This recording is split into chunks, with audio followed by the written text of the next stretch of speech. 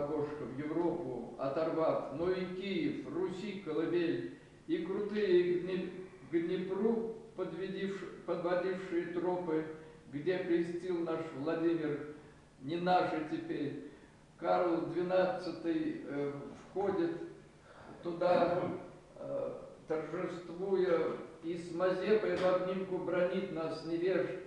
Не знавал даже Гитлер победу такую под Смоленском и Курском, давно наш рубеж. А потери от прежних 300 миллионов половину мы сдали за несколько дней в руки тех самозваных князьков и наенов. Миллион вскоре пал от руки басмачей, еще бьют остальные кайлом китменями в ветхих шахтах, иссохших долинах степных, запылают подбитые. Так.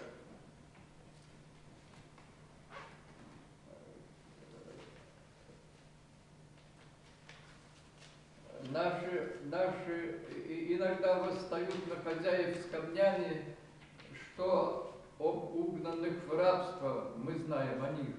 Нас в России осталось тогда половина. Это меньше, чем было столетие назад. Все правители сели в тюрьму, ведь повинны в том, что сдать не хотели Москву, Ленинград. С содроганием я вспомню ту жуткую осень. Там министры и маршалы в петле, в крови, и цехистов тела на асфальте, кто сбросил их из окон. Все рушилось, вот и упали, увы, из Великой войны, выйдя некогда с песней, чтобы не видеть, как стали страну разрушать, с жизнью счет фронтовичка свела, поэтесса, что и ныне могла вечера украшать. А потом по стране шли разборки и стрелки, парни в форме солдатской и просто в джинсе.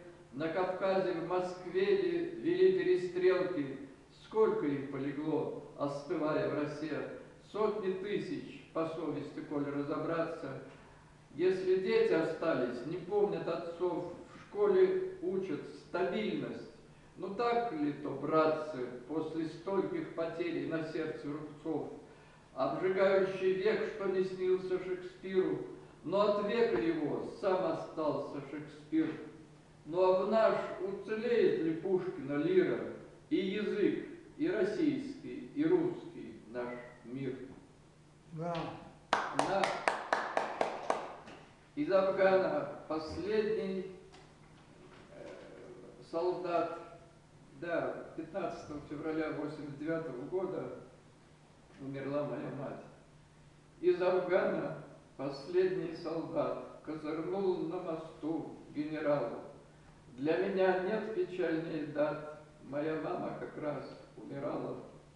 Прошептала мне что-то свое, замолчала, и медленно стыло изможденное тело ее, что когда-то меня породило. В Минск и Киев, в Москве и Орлу шли бойцы горевого Афгана и не знали, что зреют в тылу их страны краснобаи душманы, что столкнут их затем между собой, разрывая солдатские узы, что в безумной завяжется бой на плацдармах былого союза, упадут вертолеты опять, запылают подбитые танки, и бойцы, отошедшие вспять, захоронят погибших останки. Вспомню день, на сердце тоска, по отчизне от края до края все выходят войска, и все мама у нас умирает. Безмятежный пожар одуванчиков, золотой бесконечный запас, сколь чувствительных Маш и Иванушек от хандры в непогоду он спас.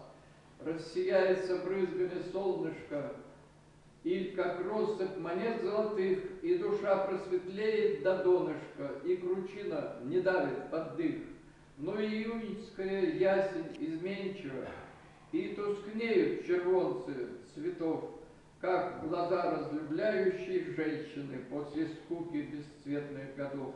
Годы мчат, а все кажутся странными, превращение цветов луговых, словно полнится сквер ветеранами с кренчей, блестки наград боевых. Но однажды замечу я поутру, разлетается пух седина, как сейчас разлетаются по ветру тех героев-солдат имена. И ордена разлетаются, почести и остатки недожитых дней. Вслед за пухом умчаться мне хочется в край, где жизнь хоть немного добрей. Только зря обольщаюсь, Иванушка, нет мне родины, кроме, увы, той, где словно бы пух одуванчика, беды вьются вокруг головы. Что, все, да? Я вам передаю 130 поэту Владимиру Подольскому.